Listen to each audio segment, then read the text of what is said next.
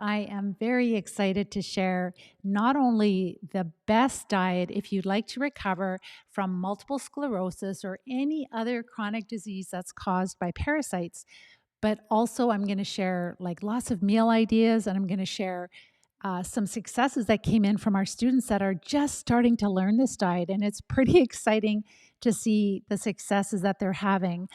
Some of these successes that we can have with diet are far greater than what we can have even with a lot of medicines. So again, the topic today is the best diet to recover from multiple sclerosis in 2023. And if we haven't met, my name is Pam Bartha, and I'm the author of Become a Wellness Champion and the founder of Live Disease Free. And this topic is really near and dear to my heart because I was diagnosed with multiple sclerosis over 30 years ago. It's 34 years now. And I used this diet to recover from multiple sclerosis. And honestly, I didn't have it fine-tuned like we do nowadays after working with hundreds of students, helping them to recover from parasitic infestations, which cause MS and all chronic disease. So if you're looking to treat parasites, this is really the best diet that you can follow in order to prepare to recover from parasites. I can see you guys are joining. Yay! We figured out the technical issues. That's why I was a couple of minutes late. So I'm going to cover the guidelines. And actually, this diet has a name. It's called the Live Disease Free Diet. And it's really created, or it's kind of come together from working with hundreds and hundreds of students all over the world to see what works best for people that are recovering from chronic diseases. And we know that all chronic diseases are caused by parasites. If you follow my work, I share lots of research. We have lots of people that have succeeded at recovering from incurable diseases by treating parasitic infestations. And so we're going to go over the guidelines, lots of meal ideas, and successes. And also I'll share things that I eat. And I have this little tray of things. I'll have to quickly grab it. But I just wanted to share some fun things that help your food taste a lot better. So let's first, the proof is in the pudding. So let's first look at some of the successes that came in from our students. So we're starting the new year, and a lot of us want to get our health back. We have all these health goals. So we've had a lot of students join the Live Disease Free plan. And within the last week or two, I'm just going to share a few different successes that came in. And this is mostly from following this diet that I'm going to share with you. And the reason that this diet works so well, like why the Live Disease Free diet? There's so many diets, and we're told, to eat plant-based or vegan or paleo or keto. Like, how do we know what's the best diet? Well, if you're dealing with chronic disease, or maybe you're just going to be diagnosed with chronic disease, we know that they're caused by parasitic infestations. And what is the favorite food for parasites? Some of you know, type it in the question box. The favorite food for parasites would be sugar and carbohydrates. And so when we're binging on sugar, those parasites are binging with us, and we feel awful. Sometimes we feel like death. And that is why it's really, really important. Yes, I can see you guys got that. Awesome. So that is why it's really important to follow a diet that is very nutritious to support our body, but we do want to follow a diet that is low in carbs. And that's what the Live Disease Free diet is. So it's super nutritious, but low in carbs. And we found some little nuances that really, really make a difference with people's symptoms. And it's so neat that you can have so much symptom improvement just with a diet alone. We do want to treat the parasites, or else if you eat the wrong foods, you're going to feel worse again. But the exciting thing is that diet can play a huge, huge role in helping us to feel better in as little as 7 to 10 days. That's what we've noticed with our students. So when we decrease the favorite food to those parasites, they are less active. We notice inflammation starts to go down. We start to have a lot of symptom improvements. And I'm going to share some of those little symptom improvements from some newer students right now. And I'm not going to mention their names because they're just new. So one of our students, and this is just what I got in this week, just yesterday, actually, we had a call. So just the newest successes from some of the students that are just starting. And so one couple, there sometimes couples like to do it together, husband and wife team. They're both dealing with health issues. So she shared, so the one main student that joined the program, she shared, my energy is good. So they notice more energy. My body pain is less. I'm sleeping well at night. Bladder is much better. Less trips at night to the bathroom, usually only once now. Another student said, I'm having some better days already, getting up only once and sleeping at least 8 hours, 7 to 8 hours per night. So, with our students that have chronic disease and a lot of parasites, they don't sleep well. They have a hard time falling asleep. They wake up throughout the night. They are going to the bathroom. Usually their bladder is not doing well and they're up several times throughout the night. So, one of the first symptoms we notice, symptom improvements we notice with the Live Disease Free diet is that they're not getting up 5 or 6 times throughout the night. They're only getting up once or twice. That can happen in less than 2 weeks, sometimes up like 10 days. If you get your carbs low enough, right? And that's the key. So, this diet, because I don't want to scare you, this diet is super easy to prepare for, easy to follow. You don't have to be hungry. You can eat whenever you want. So it's very satisfying and you'll love it. Like your taste buds change and you will fall in love with it. And I'll tell you how to make sure that you do love it, like the things that we do to really make the diet enjoyable. And I don't like to call it a diet. I normally like to call it an eating plan, but a lot of people can relate to the word diet better. So that's why we call it diet. Another student shared that she's been following the Live Disease Free diet and she no longer has dry eyes. And that's one of her first symptoms to improve. Another student shared that her stomach is no longer bloated or in pain. And that's a huge improvement for her, she said. And the positive is that she's also sleeping really well at night. So, and one of her eyes that would wander. So, with multiple sclerosis and maybe other neurological diseases, sometimes we can have this condition where one of our eyes kind of moves in a different direction. So, like if you want to focus on looking at someone, your eye is just wandering away. And I think it's called diplopia. And that has improved just with diet. She has not started treating the parasites. So, less activity from the parasites, less inflammation, and that's a huge symptom improvement. And so now she's able to focus and look at the person she's talking to, because it's really awkward. Like if you're talking to someone who has MS and their eyes are all over, you don't know where to focus or where to look. So her eye is focused, and that is so huge, because you probably heard something, it's a saying like your eyes are like you can almost see down to the soul of a person in through their eyes. So it's really important to be able to have eye contact, like for human connections. It's huge, so huge.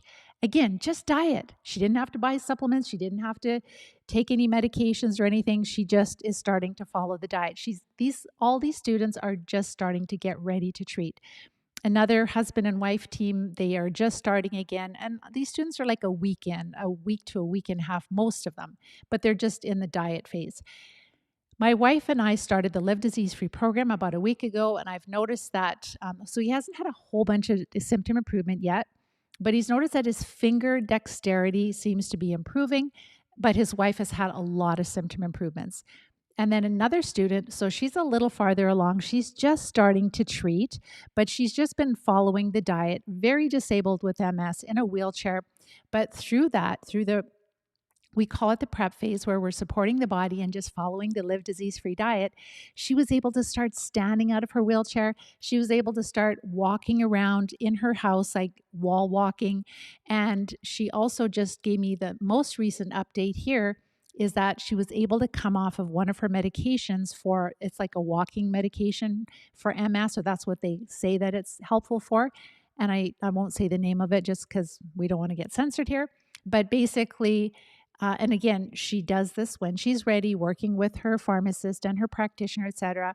But she thought, I don't need it anymore. She came off of it safely.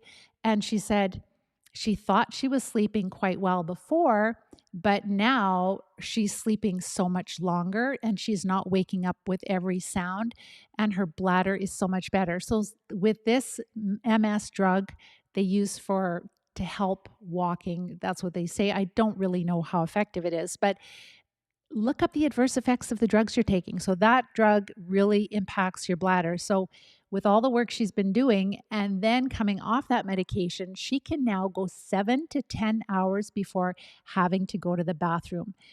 That is huge. Just think, you can just go out and about. You can go shopping. You can stay in bed and sleep and not be woken up.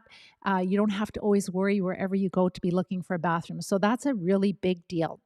And your bladder can heal. It is caused by the parasites, the bladder issues, the urgency, the frequent urinary tract infections, and all that can recover.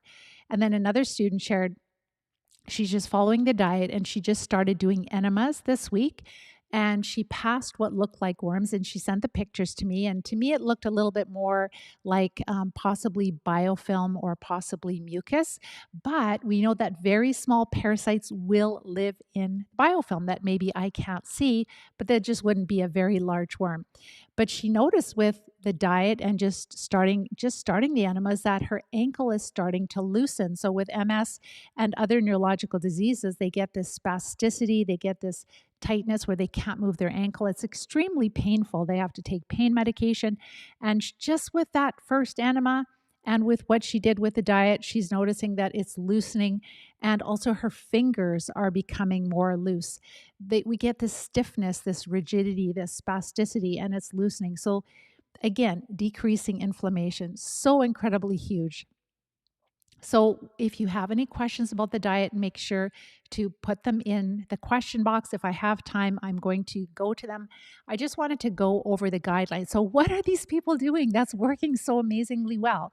So again, we have a list of foods. So we do have a cheat sheet and that is available to the public. You can go to livediseasefree.com later. You can find it on our website. You can also just do a Google search, Live Disease Free Diet Guidelines, and you'll find it. It'll just come up on the search engine. But basically, the Live Disease Free diet, again, it's getting you to a place where you're still having a lot of nutrition, still a lot of tasty food, but you're getting the carbs low enough so that the parasites are less active. And these parasites are not just worms. It could be bacteria, fungi, protists, worms. They all thrive. They can eat other food too, but their favorite food is carbohydrates and simple sugars. So we are decreasing the total grams of carbs to less than 50 total grams of carbs per day. So a keto diet will go all the way down to 20. We're going below 50. But in honesty, a lot of our students notice more improvement when they're getting the total grams of carbs around 30 or 35 to 40, but down to 30, some people are like, if they get it down to 35 to 40, they're like, oh yeah, definitely better than 50. But when they hit 30, it's like, oh, this is the sweet spot. So again, getting the carbs low enough. So how do we do that? We are still having a lot of vegetables per day. We're working up to 9 to 13 servings of vegetables per day. And some of you might say, I don't eat vegetables, or I eat like a bird. I don't have an appetite. Yes, totally understand that. We worked with lots of students like that. And the key is that when you start to just switch the diet to this way and you start eating this way, your appetite comes back and you will start to crave vegetables. Your taste buds will change. So you just do what you can, and maybe you can't eat 9 to 13 servings. That's fine. You just eat what you can. If you don't want to lose weight, you don't have to lose weight, but you have to be very cautious that you are having enough calories per day. So calories can come from the protein, can come from carbs, but also fat. And as we're decreasing the calories from the carbohydrates, we are increasing the calories from fat. Very, very important. So we're increasing our fat calories. We're getting our body to be a little bit more of a fat burner than a sugar burner. All right, really important. Fat burning versus sugar burning. You'll find that you feel so much better. If you have any kind of inflammatory bowel, very important. So, or even if you eat vegetables and you're like, Pam, every time I eat vegetables, I get bloated, I get pain, then cook your vegetables. Just eat the low carb vegetables that agree with you and steam them, saute them, oven roast, or stir fry them. Absolutely fine. You don't have to eat raw vegetables, but it's the types of vegetables. So we're not having the potatoes, the white potatoes, the sweet potatoes, the corn, the peas, the sweet peas, all of those, those starchier vegetables that kind of stick to your root, to your ribs. Also, like the different types of squash. Zucchini squash is fine, but a lot of the other squash would be a little too hard at this period of time, too high in carbs.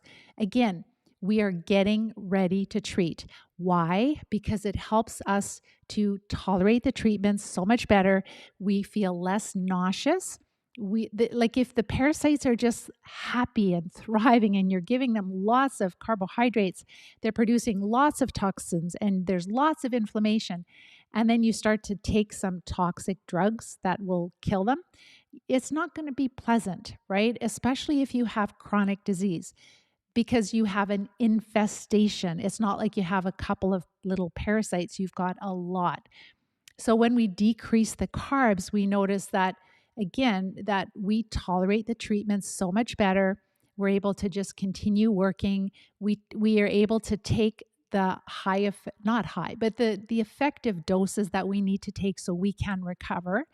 And very often when we have chronic disease, we will test well for 3 to 5 parasite drugs. So in order to take them together, to tolerate them, you want to do the prep work. You want to be feeling better before you start treating. It works so much better. So again, lots and lots of vegetables, lots of nutrition. And again, organic is great, but if you can't afford it and maybe the organic looks horrible in the grocery store, don't buy it, because if it looks horrible, it means that it doesn't have a lot of nutrition in it. Maybe it's been picked green, etc. So the next thing is that if I mentioned, if you don't want to lose weight, you just have to calculate how many calories you need per day, depending on your age, your gender, how active you are. Maybe you are in a wheelchair all day. You're not going to need as many calories as somebody who's still working maybe a construction job. So very important that you are going through all of that and calculate. Just make sure that you're getting enough total grams of carbs per day. And avoid eating the raw vegetables if they don't agree with you. And choose vegetables and animal protein that are as close to their natural state as possible. What does that mean? Avoid any kind of animal protein that has been altered by humans. So sausage and bacon and ham, all of those things they're danger zones. They usually contain small amounts of sugar, honey, etc. And that small amount will definitely feed the parasites and will give you neurological symptoms. And things like carrots, avocados, beets, peppers, tomatoes, use them as a garnish. So you're having a small amount on a very large salad. Don't have them as a serving of vegetables because they are higher in carbohydrates and natural sugar. So again, carrots, you know that they kind of taste sweet. And peppers, same thing. Beets, avocados. Avocados don't taste sweet and they are high in fat, but they are also higher in carbs.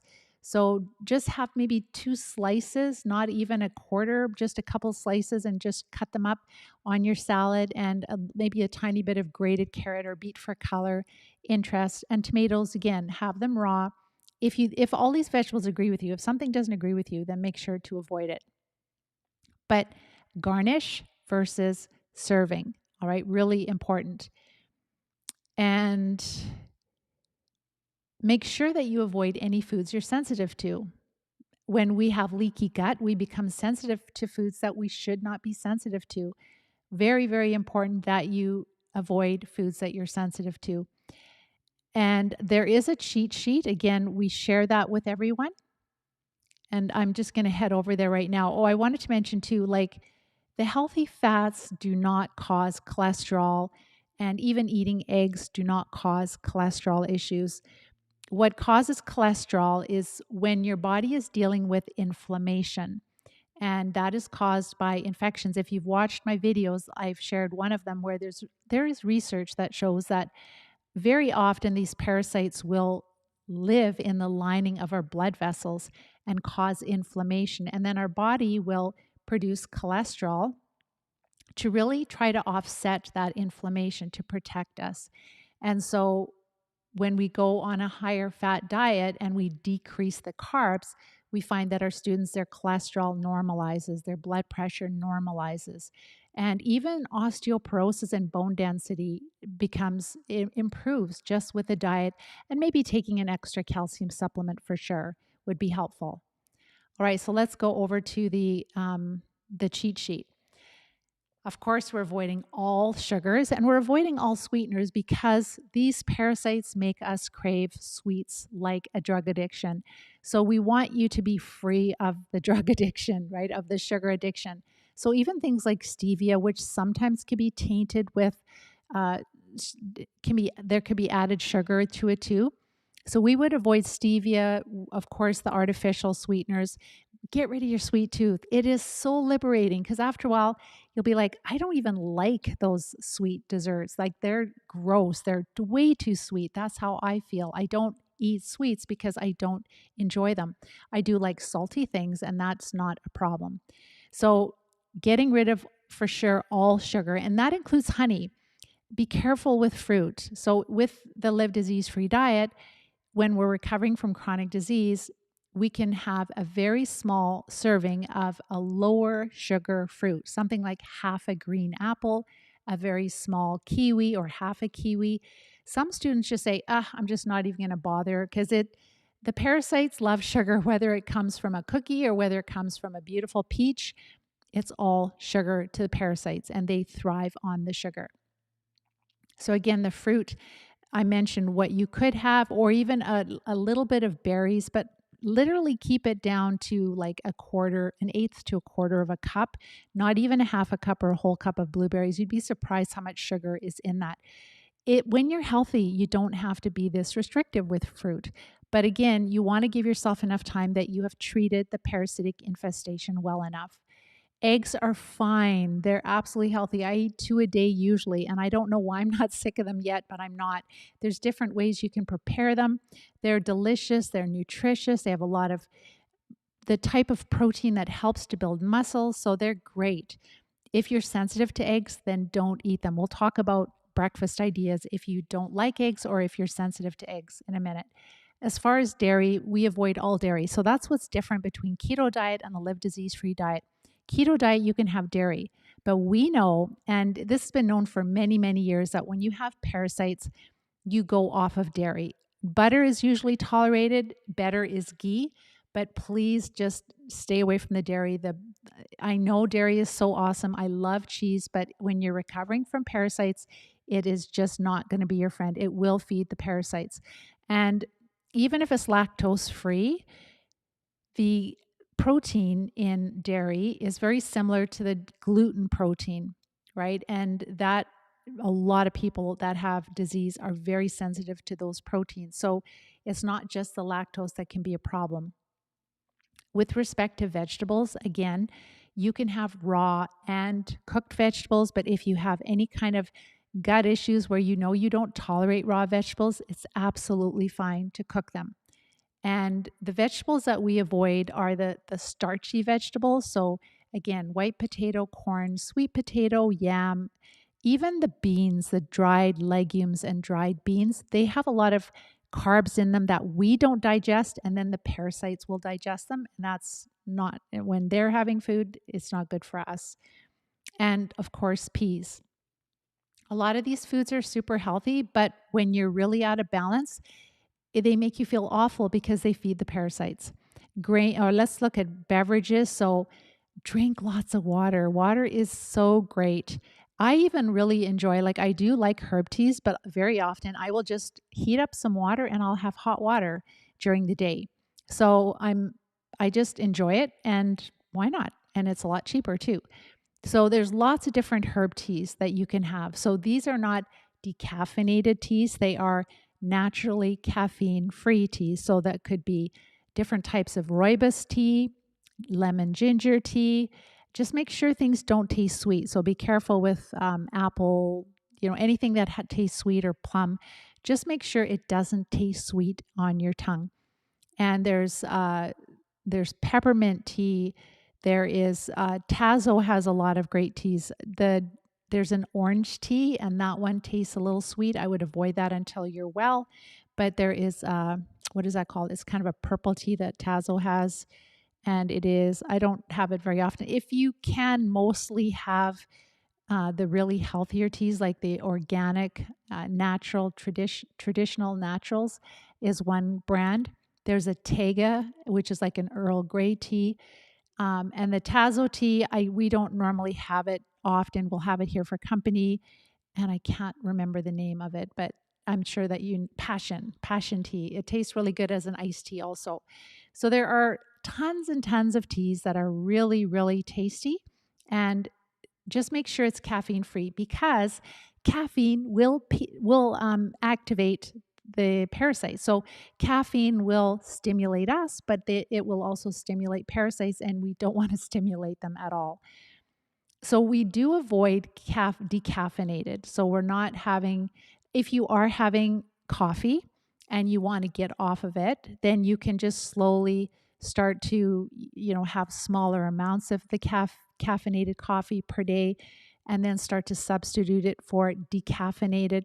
Just know that it should be water decaffeinated, and even caffeine, or yeah, decaffeinated coffee. I have to keep the words right here, but decaffeinated coffee still contains some caffeine, much less, but it still contains some, and that will still stimulate the parasites too. They're very small. Some of them you can't even see with the eye. Some of the worms are very, very small. So it is in your best interest to get off of all caffeine, and that includes black tea also. But there are so many nice herb teas that taste absolutely wonderful. Even raspberry leaf tea kind of tastes more like a traditional tea. And Tega is an organic tea that you can get, and it tastes like Earl Grey tea. It's really great. All right, so now let's talk about the beverages. We talked about those. Oh, sparkling water is great too. So there are all of these different LaCroix, bubbly, there's all of these different sparkling waters that you can get in Costco and other stores, just grocery stores. You can have those I wouldn't drink them every day. Any carbonated water is a little harder on your teeth, on your enamel. But for when you're visiting with friends, absolutely. But I really just enjoy carbonated water like Perrier or San Pellegrino with some fresh lemon or fresh lime.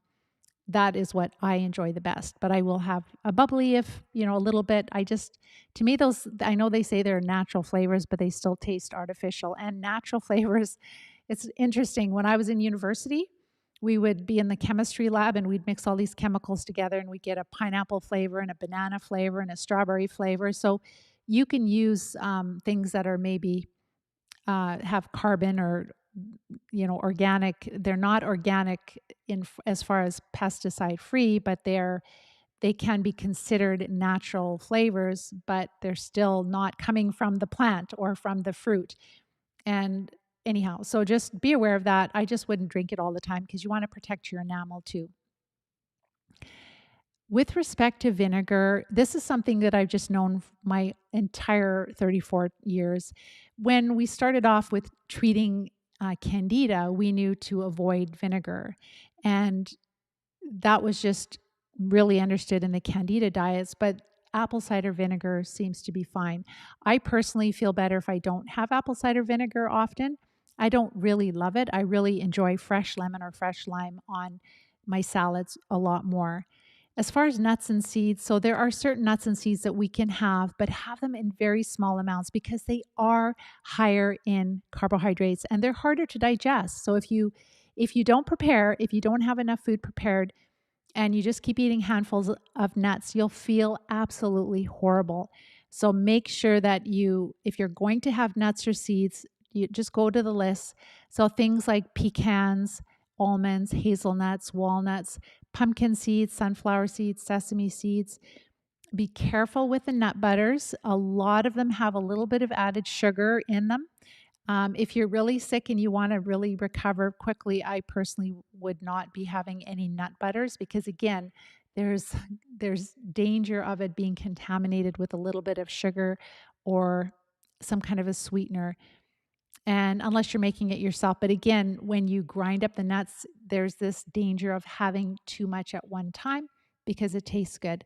We definitely avoid peanuts and pistachios because they are really known to be contaminated with, and just be careful with cashews too and pistachios. They all can be, uh, I should say that the peanuts and pistachios are known to be contaminated with mold.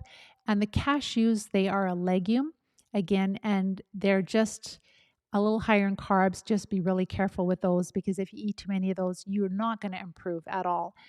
So there are some students that are just like, I can't control myself. So I've just decided that I'm not going to have any nuts or seeds. So if that's you, you might find that you just do a lot better without. But if you are going to try and have a little bit, have a very small amount, like an eighth of a cup, once or twice a day, never after supper because they're harder to digest. And then if you go to bed with undigested nuts or seeds in your stomach, it's going to travel. Your digestion slows down when you sleep, and it's just going to travel to the gut where the parasites are, and they're going to have a feast over the night, and you're not going to feel as well in the morning. You'll feel like you were hit by a truck.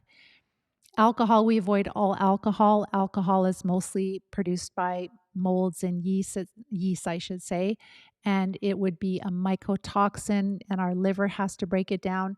So we definitely would avoid all of that. A lot of us have yeast problems, and the yeast in our body, like Candida, is already producing a lot of alcohol. So we definitely don't want to promote that at all.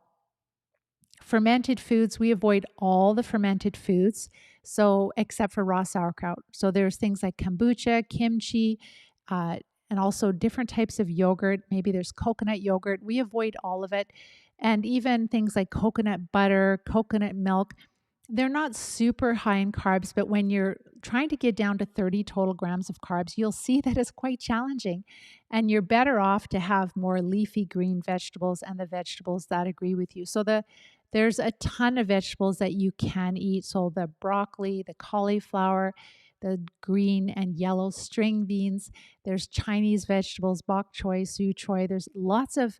We were in Calgary, Alberta over the Christmas holidays visiting family, and we went to this store, and I can't remember what it's called, but it is like a wholesale Asian market, and it's quite fascinating. Lots of different seafood and lots of different Asian greens that you can stir fry. So if you live in a bigger city center, very often just check out the Asian markets and see. You might find some really cool greens that you can use, different types of vegetables maybe that you've never used before.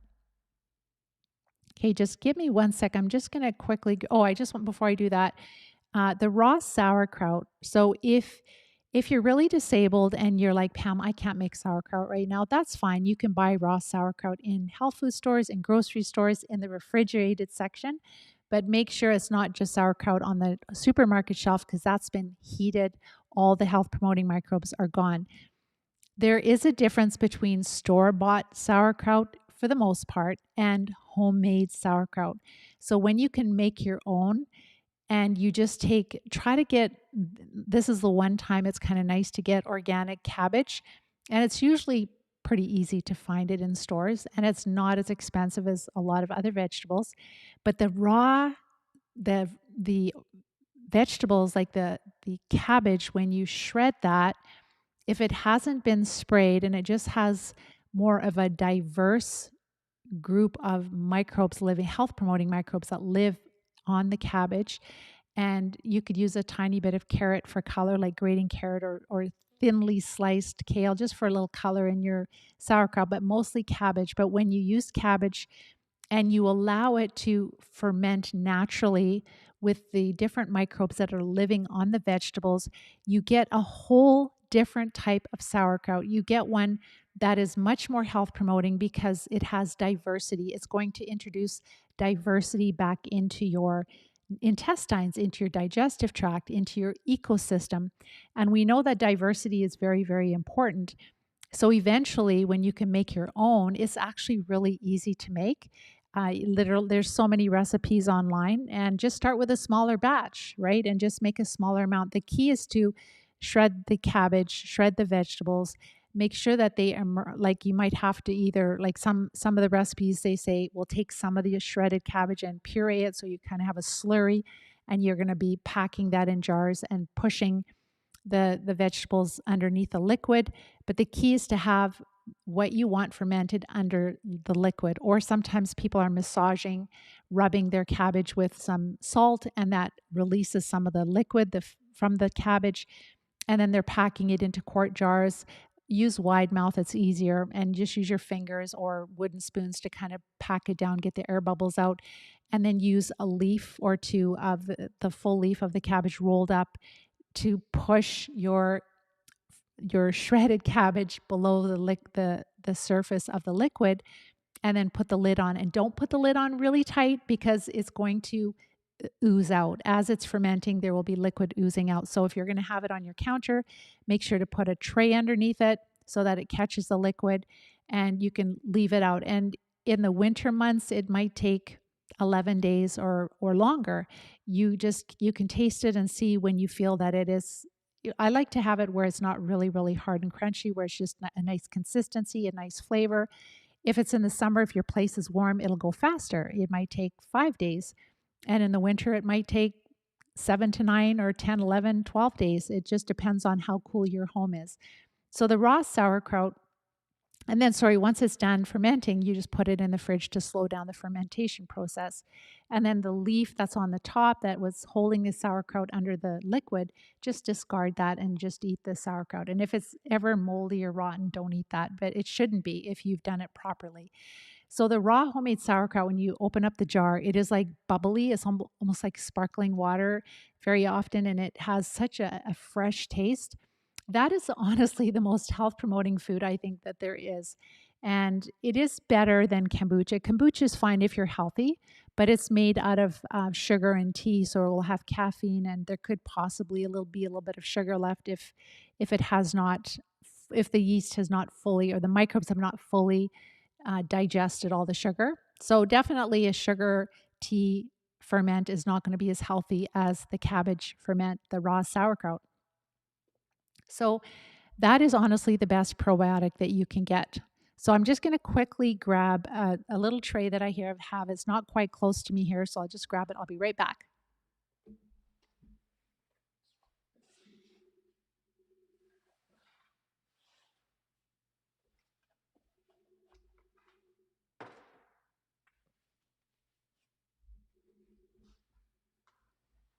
Yeah, bok choy. Bok choy is so lovely. I love it because it's a very mild flavor and it is just so crunchy. It's so lovely. Really rely on fresh herbs while you're following this diet. So, before I talk about what I eat for breakfast, lunch, and supper, I just wanted to share just a couple of ideas that I find are really important for success following this diet. So, number one,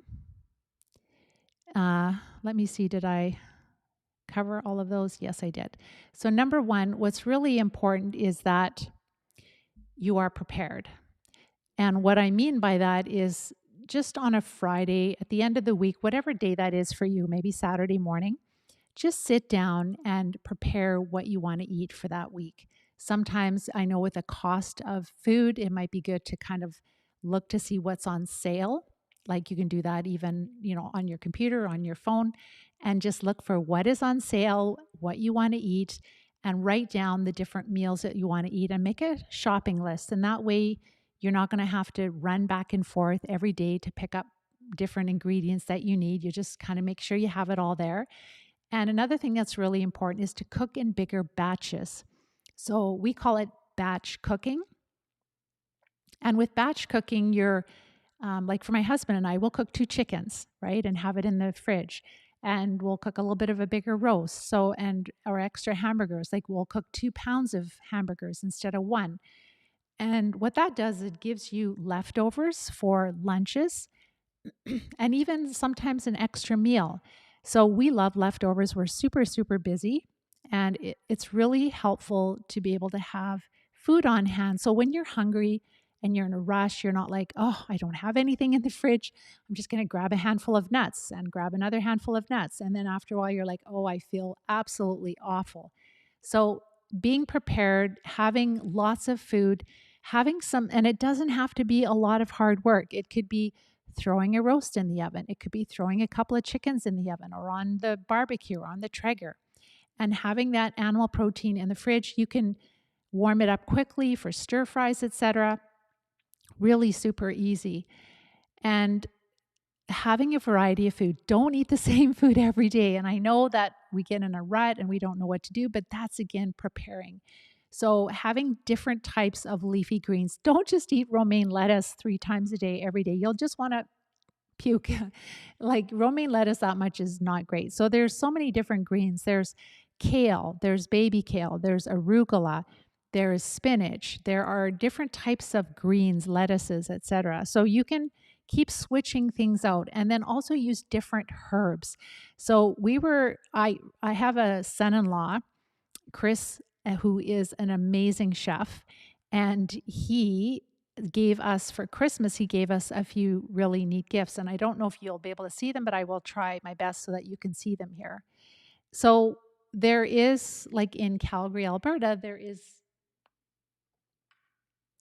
I just have to talk into the mic or you can't hear me. So there is this company, it's like a little store. So that's the neat thing about bigger city centers. They have like, not that we eat pie, but there's like this little pie store and there's like a little herb store. And this herb store, they have so many blends of herbs and it's called the Silk Road. If you're in Calgary, Alberta, check out that little store. And so he gave me a few blends of different herbs, and it's really neat because it looks really natural. Like there's no fillers. It's just a small company. I'll just share with you. I don't know. Actually, I probably have to hold it back to where I am. Maybe you can zoom in later. But there is a tarragon shallot blend.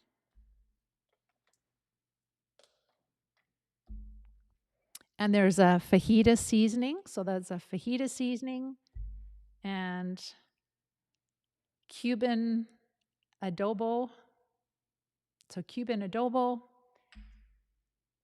And a couple of others that he gave me is Zatara. So he put this on green beans. So we got beans from Costco, those bags of beans. And then instead of steaming them, he just put them in a pan, heated up a pan and used some avocado oil because it can handle heat. And he just quickly sauteed them on a fairly high heat, not browning them, but just cooking them quickly, adding a little bit of moisture in there. And then he sprinkled probably salt and pepper and just this za'atar on it. And it was really, really good. So for example, this one has sesame seeds, thyme, and lemon peel, oregano, basil, savory, marjoram, and sea salt. And there was one, I don't know if I have it here. Yes, this one that looked really, oh no, not that one. Where is it? This one here. This one looked really crazy. And it is called Tarragon Shallot Blend. And it has really small writing: shallots, parsley, lemon peel, black pepper, tarragon, garlic, and citric acid. So really simple, but it smells so incredibly good. It's so different. And then Herb Provence. Herb Provence is really, really nice. And we got that one too. So Herb Provence, and that is more like a blend of herbs that you can use for all kinds. So they also give the ingredients, but also what you can use it for. So it's rosemary, thyme, savory rosemary, thyme, marjoram, lavender, and oregano.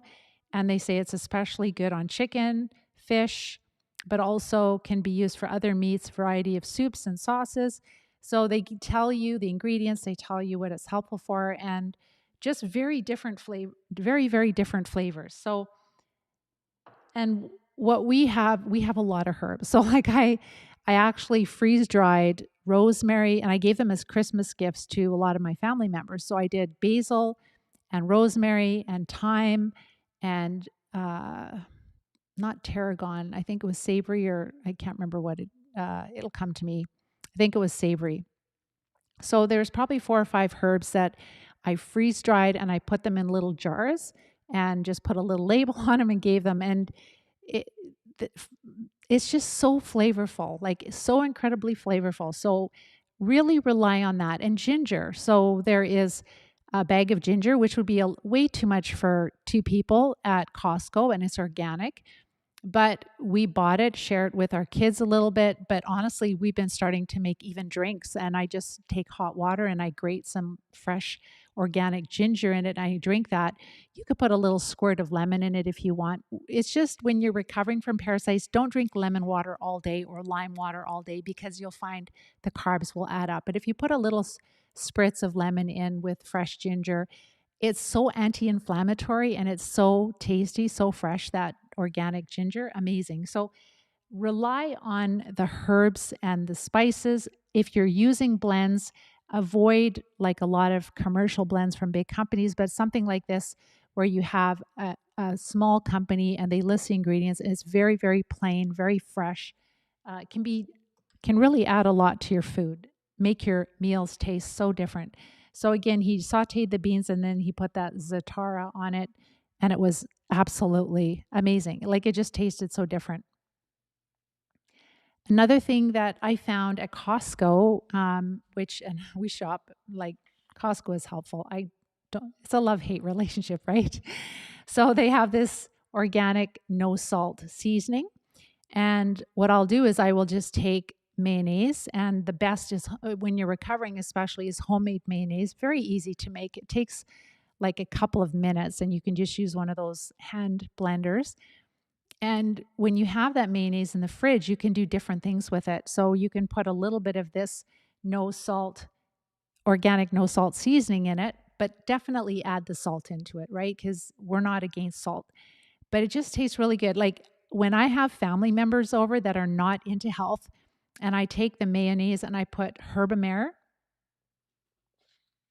which is this seasoning salt, and it's very safe, very good, very flavorful. So I'll put this in it, some salt and pepper, and that in the mayonnaise, and plus just sprinkle some of this no salt seasoning, organic no salt seasoning, and I'll put a bunch of garlic in it. And people think it is the best dip in the whole world. Like it is so incredibly, I don't eat that much of it. Like I'm not a huge dip person, but I have people just like cleaning up and just having tons and tons of vegetables with it. They absolutely love it. They're always like, what is this recipe? It's really simple. So that's another great thing. So rely on mayonnaise because if you need the extra calories, especially if you make it yourself, you might not want to use totally or the virgin, extra virgin olive oil because it will make the mayonnaise taste a little stronger. It is going to be healthier. So if you do like the extra virgin olive oil, it will be definitely healthier. There's actually antimicrobial properties in extra virgin olive oil, or you can just do avocado oil with it so that you can make the taste a little bit milder. And there's something else I wanted to share. So this was another gift from Chris, and this is called Meld-On Sea Salt Flakes. Meld-On Sea Salt Flakes. So this is all new to me. Like all these blends of herbs and spices were new to me, and you can find this probably in a specialty store, like a herb or a herbal. And when I say herbal, it's not like oil of oregano. It's not treating, but it's just different types of spices for cooking. And this is so we put this in like a little dish and you just have it, you can have it on the table when people are eating, you can have it when you're cooking beside, and it's called a finishing salt, and it's a sea salt. Oops, I just put it on my keyboard, which is not good. So it's a finishing salt that is kind of like, it's sea salt, but it's like crunchy and it tastes good. And you can just sprinkle a little bit on your salad. You can sprinkle a little bit on your dish. And it just adds a little bit of oomph to your meal. And you can just have, again, a little dish like that sitting beside your stove and you can just sprinkle it on. So these are all little lessons from Chef Chris the chef. Another thing that he put me on to were these zester graters, and they're absolutely amazing. I don't know if any of you guys have. Yeah, if you can't handle ginger, don't do it yet, for sure. But you will. In time, you will. So this is a zester grater. I just got this at the local grocery store, and you can just pull the top of it off. And it's like a little ruler. And there's different companies that you can buy. But it's amazing because you can grate garlic and ginger and turmeric really finely. I'm trying to get the glare off. Um, and it's just absolutely, that just adds so much flavor. And maybe some of you have ever, do any of you have a mortar and pestle? That's another thing that I got a few years ago for a Christmas present from Chris also, where instead of coriander, like just buying the powder, which we have the powder also, but if you want to make something taste even better, you can lightly brown or warm up the seeds in a little frying pan, and then you grind them fresh in a mortar and pestle, and it just adds so much more flavor. It's shocking. Or if you have nutmeg, instead of putting a little bit of, nutmeg from the shaker of ground nutmeg, if you have a little nut and then you grate it with, I think you need a different grater with that one, and put that on. It's just a real huge boost in flavor when you are grinding the seeds yourself. So these are things you don't have to start with. Even just starting with, like dried thyme and just rosemary and thyme and basil and oregano, and that is all what's going to make things taste differently.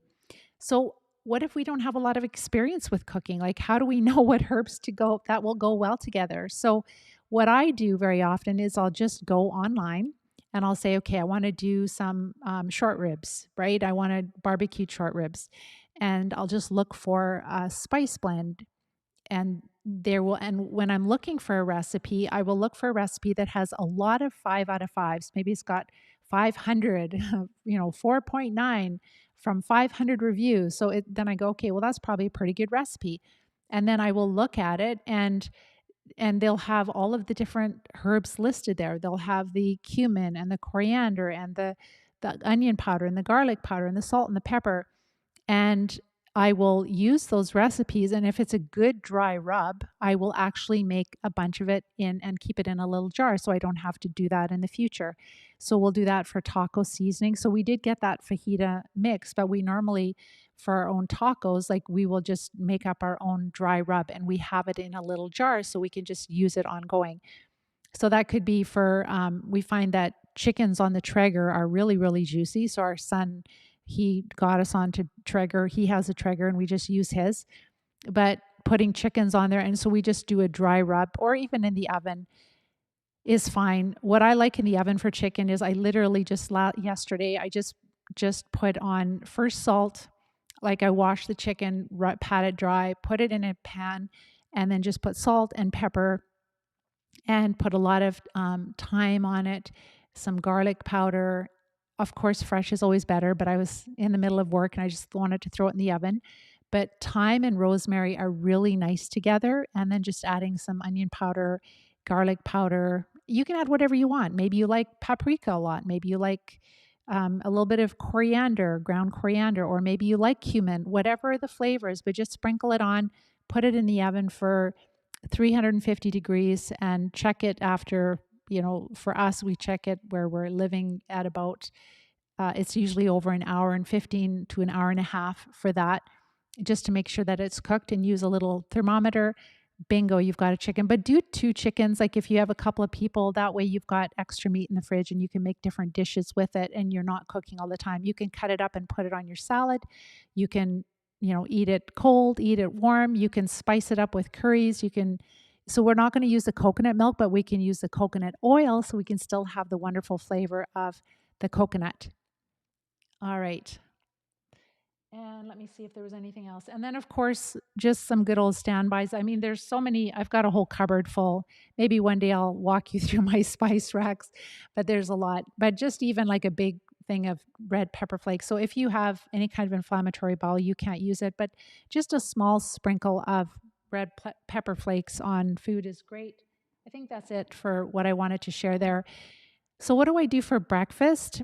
What I have done for years is just greens, so greens. So when you're recovering from parasites, you really want to decrease or avoid all of the grains. You're avoiding all the grains, the grains, because we're not digesting them well. The parasites will digest them well. And so when we're avoiding those, we really start to notice inflammation starting to go down. So for breakfast, what I normally do is I'll have a lot of greens. And I do like raw kale. Like in the summer, we have a lot of local farms and the kale isn't very tough. So even the more mature kale, I will have, a good serving of that with a couple of eggs on top, lots of extra virgin olive oil. And then I will scoop up the oil that's left on the plate because I don't want to lose weight. I want to keep, and it's expensive and it's calories and it's healthy. And then at mid morning, I will have like a very small handful of nuts. I'm usually just working right till lunch. With breakfast, it won't just be kale. Maybe one day I'll have arugula, and then I'll have uh, spinach. Like I personally like the field grown spinach versus the packaged spinach. To me, it doesn't have a lot of flavor. But I mean, if I had to eat it, I would eat it. There's baby kale also, which is really nice, and that's a little bit more tender. And you can find those. I should have grabbed my box of arugula, but I'm sure you guys have those little tubs of arugula in your local grocery stores too. And arugula is absolutely delicious. And with spinach, a lot of times I like to, if it's grown in the dirt, it has a lot more flavor and I like to steam it. And yes, it shrinks, but I'll put lots of butter on it and the eggs and it tastes really good. Even things like celery sticks, like sometimes celery can be really juicy and really great flavor. Cucumber, adding some of those for extra flavor. If you're having the raw sauerkraut, have a little bit of sauerkraut with your meal. When you're starting with sauerkraut, have a small amount. Have a teaspoon. Don't start with a half a cup because if you have a lot of parasites and you start with a half a cup, you might find you've got a war going on in your stomach. So just start with a teaspoon, and increase it very slowly. And again, it has to be raw, and it would be raw from a grocery store. Even Costco has big tubs of raw sauerkraut, but eventually it would be nice to go to the homemade raw sauerkraut, or sometimes we can go to the farmers markets and we can find somebody who is making wild fermented, and it's called a wild ferment sauerkraut, where they're actually just not using a culture, but they're just allowing the microbes naturally occurring on the vegetables to multiply. So that can be really helpful. So again, for breakfast, that's what I'll eat, is like a lot of greens and a decent amount of healthy oil and the egg. So I'm getting my proteins, my greens, and fat for calories. If you don't like eggs, if you're sensitive to eggs, you can use any kind of leftover meat from the night before.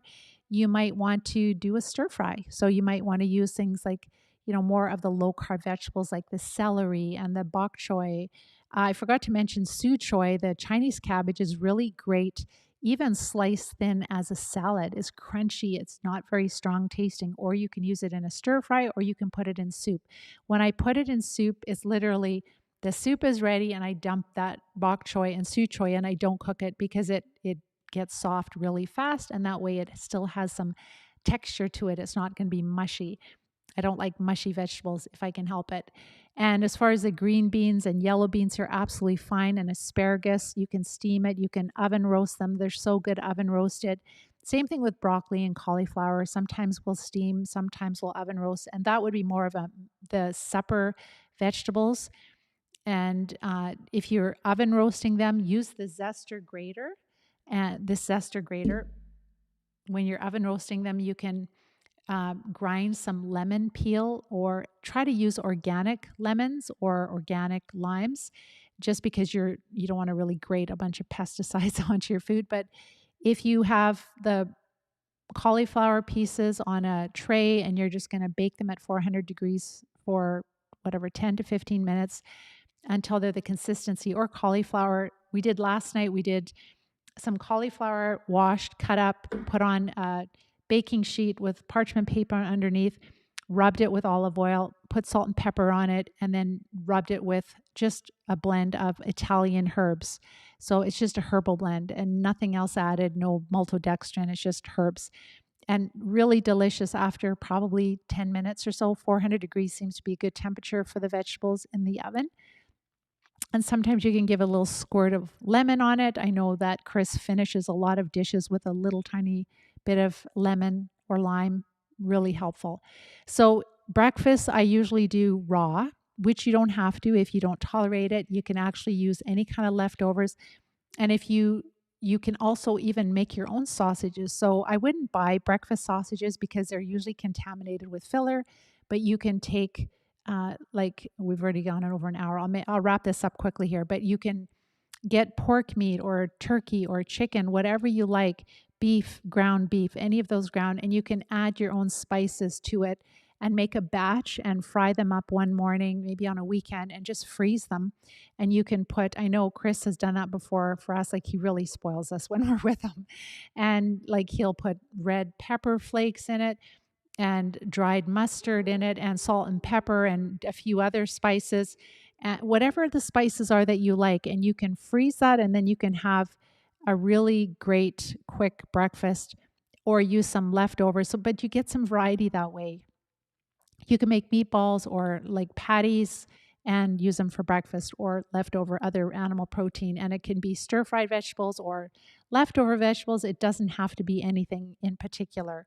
It just has to be nutritious and making sure you're keeping your weight on if you don't want to lose weight. And then for lunch, I'll usually just do a big salad, which you don't have to do, but that's what I do. We usually make a big salad, and it's left in the fridge. But again, it doesn't have to be that. It could be any kind of leftovers. When you look at our shopping list, we have so many vegetables that you can still eat, and leave in Brussels sprouts. Again, that's another one that's great, oven roasted or shredded, etc. Really great. So there's breakfast. I'll do greens and some protein. I usually just do eggs. Have a small snack of nuts. Maybe you want to do mayonnaise dip your vegetables in it. That mayonnaise, you can also use it for making Caesar salad dressing, which is creamy. You can also make a ranch dressing dip. You can make so many different things with it. So you can make creamier dressings for salads. You can use it for dips for vegetables. Spicy mayo is another great one that you can use for meat. So you can take the mayonnaise and you can add not the chili sauce with sugar, but you can add the chili. It's like, I think it's called sambal or something similar to that brand, where it's just red pepper. And you can add as much or as little as you want. And if you don't want to do hot yet, then don't do hot yet. But some of us love it. So the mayonnaise is really great to make once a week and use it for different things. It will give you lots of calories, and the calories is really what we need to make sure, because we're decreasing the carb calories. And again, the more turkey meat is great. So I think I'm going to run out of time here. I should have broken this up into two different live events because I want to wrap this up here quickly. But that kind of gives you an idea of what I eat for breakfast, lunch, and supper. Supper is more some kind of meat in the oven or Traeger barbecue. We usually just have a barbecue, but we use our son's Traeger once in a while. And so it's an animal protein and usually at least one or two cooked vegetables. And then we have, like, if I'm still hungry, having a little bit of greens on the side with some extra virgin olive oil. I love extra virgin olive oil. It's super healthy, anti-aging, gives you lots of energy, and I love it. So I think that's all that I wanted to share right now. So I kind of gave you some different meal ideas. We will be doing a Live Disease-Free Diet Challenge, which is always really fun. So maybe what you want to do is you want to grab the cheat sheet. You can find it, again, the Live Disease-Free Guidelines. And you'll find that, again, through Google search or on our website, livediseasefree.com. Start to implement, because if you start following this diet and you start feeling better, then you have an opportunity to take some pictures of what you're eating and submit them when we're doing the challenge. And then you have a chance to win prizes. And we've got some pretty awesome prizes that you can win with that. So I hope that that has given you some encouragement of how diet can really help you to start to feel so much better. And that's very important before you start treating parasites. You don't want to just dive into treating parasites. You will regret it. It's not fun, especially if you have chronic disease. So cleaning up the diet is one way to really promote immune modulation, to get the inflammation down. And the Live Disease-Free Diet, it's absolutely shocking the symptom improvements that our students have with it. And so that's why I'm sharing this with you. And yes, it's true that our food costs so much more right now. It's really awful. And it's true that a lot of us are so disabled that we can't even prepare a lot of our food. But you can find frozen If you live in a smaller area where you can only get frozen vegetables, that's fine, right? It's just low carb vegetables. And if you're very disabled, you can buy different types of vegetables that are really cut up already and put in little bags or little containers. Just make sure that the vegetables are not brown, wilted, because you know that the nutrition has greatly reduced and that's not going to be super healthy for you. So just make sure that the vegetables look healthy. Otherwise, they're not good. But you don't have to eat all organic. If there's something that's reasonably priced that's organic, go for it. But otherwise, don't worry about it. So if you want to start the Live Disease Free diet, again, look for the Live Disease Free guidelines on our website or Google search it, start to implement. Please share, like when I do these live events, share with me. Are you following it? Are you starting to have symptom improvements? I will ask you next week. If you get your carbs low enough, you should start to notice symptom improvements in as little as 7 to 10 days. And that is what we all want. So if you found this helpful, please share it with other people and to help us to get the word out. And again, you can check out our website. And if you are at the place where you want to treat parasites and you need support, watch my masterclass training, and you can find the link beside this video. So other than that, have a wonderful week. Take care and bye-bye for now.